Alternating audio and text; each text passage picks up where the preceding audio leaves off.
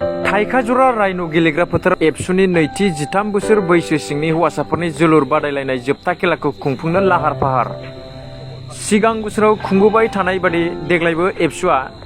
हौवासाफोरनि 13 बोसोर बैसोनि जोलुर बादायलायनाया आसामनि गुबुन गुबुन जिल्लायाव दासान्दि सोलिगासिनो दङ। बेनिनो बोहैथि दाननि 18 खालाराव जोबथा खेलाखौ चिरां जिल्लानि सिङाव थानाय थाइखाजरा रायन' स्पर्टिं क्लाबनि गेवलां फोथाराव खुंफुंनो लाहार फाहार। बेनिनो दिनै फोथार नायगिदिंनायजों लोगोसे चिरां जिल्ला एबसु आरो जिथि दुवार दख'रा एबसुजों सावरायलायनाय जायो, जेराव एबसुनि गाहाय नेहाथारि कनेन्द्र बसुमतारियाबो बाहागो लायो। मख'नो गोनांदि बे जोबथा खेलानिनो सानसे सिगां अदेबानि बोहैथि दाननि 17 अक्ट'बर खालि हिन्जावसाफोरनि खेलाखौबो बे फोथाराव खुंफुंनो थागथियारि, जेराव बड'लेण्ड एभालेन्स एफसि आरो चिरां जिल्ला उमेन स्पर्ट्स एस'सिएशननि गेजेराव। बेनिखायनो बै साननै सानखालि साफ्रोमबो जोलुर मोजां मोनग्रा रायजो राजाफोरखौ लैहोर लैहोर फैना मदद होफैनो खावलायहरदों एबसुनि गाहाय नेहाथारि कनेन्द्र बसुमतारिया।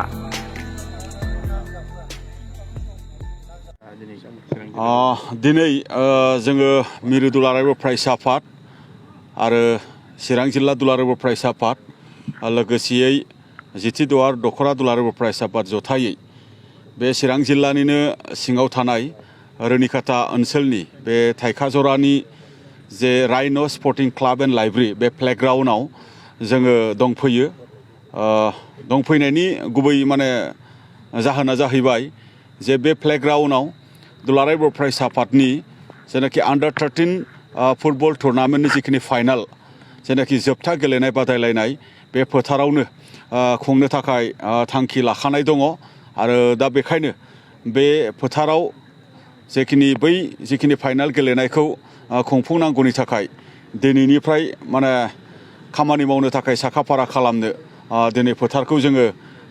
मोजाङैनो बेखौ नायगिदिंनायजों लोगोसे बिनि माखासे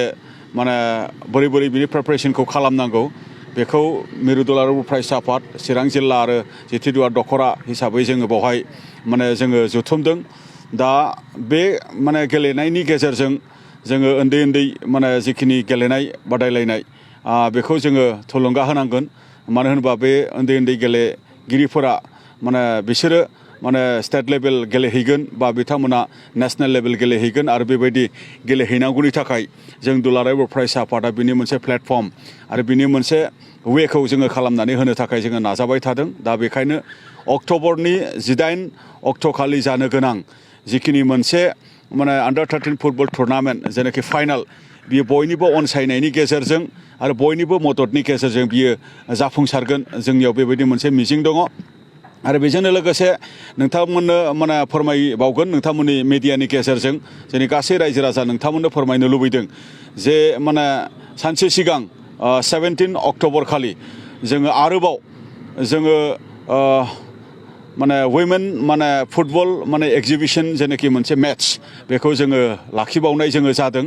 दा बेवहाय गेलेगोन चिरां डिस्ट्रिक्ट स्पर्ट्स एस'सिएशननि वुमेन फुटबल टीम लोगोसे क'क्राझारावनो थानाय एभालेन्स स्पर्ट्स क्लाबनि वुमेन फुटबल टीम बिथांमोननि गेजेराव अन 17 अक्ट'बर बेवहाय 2 रिंगानिफ्राय मोनसे एक्जिबिशन फुटबल टुर्नामेन्ट बेबो जागोन। दा बेखायनो आङो गासै चिरां जिल्लानि बा जोंनि क'क्राझार जिल्लानि बा गुबुन गुबुन जिल्लानि जोंनि गेलेनायखौ मोजां मोनग्रा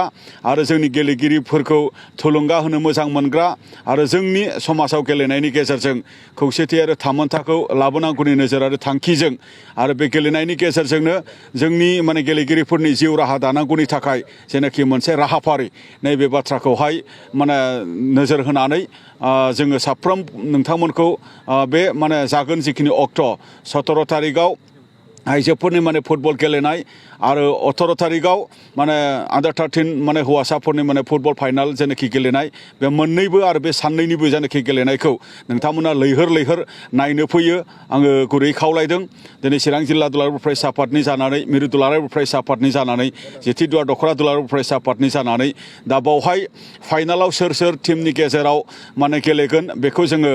दानो जोङो फोसावथ'नो जोङो हाथ'नाय नङा। खारना जाहैबाय 8 तारिखआव माने मोनसे सेमिफाइनाल जागोन तामुलपुर जिल्लानिनो माने नाग्रिजुलि मोनसे फोथाराव आरो बेबायदिनो 15 तारिख अक्ट'बराव धेमाजियाव आन्डार 13 फुटबल टुर्नामेन्टनि सेमिफाइनाल जागोन आरो बे सेमिफाइनाल माने गेम मोननैनिफ्राय देरहाबोनाय जिखिनि माने टीम बे टीमनि गेजेरावनो जे जोंनि आसामनि गुबुन गुबुन जिल्लाफोरनि मोननै जिल्ला जिखिनि बे जिल्लानि गेजेराव बे थाइखाजरा गेलेग्रा फोथाराव माने फाइनालखौ जोङो नायनो थाखाय जोङो दिनै नेनानै दङ दा जों दुलाराय फरायसा आफादनि बेयो मोनसे लाखानाय थांखिखाय बेखौ जोङो मोजाङै मोजां खुंफुंनो थाखाय जोङो दिनै सिगांदों आरो बेयो जाफुंगोन होनोब्ला रायजो राजानि अनसायनाय रायजो राजानि मदद आरो वेल उइशार्सफोरनि मदद आरो हेफाजाबनि गेजेरजों जाफुंगोन आरो बे माने हाबाफारिखौ जाफुंहोनायनि गेजेरजों जों उन्दै उन्दै गथ'साफोरखौ जोङो गोजौ थाखोसिम माने लाना थांनांगौनि थाखाय बयबो जेन माने ओंखारबोयो बयबो जेन थुलुंगा होनो फैयो आं बेखिनि बाथ्राखौनो नैबे थाइखाजरा जोंनि रायन' स्पर्टिं क्लाब एन्ड लाइब्रेरिनि फोथारनिफ्राय आङो दिनै खावलायहरदों गोजोन्थों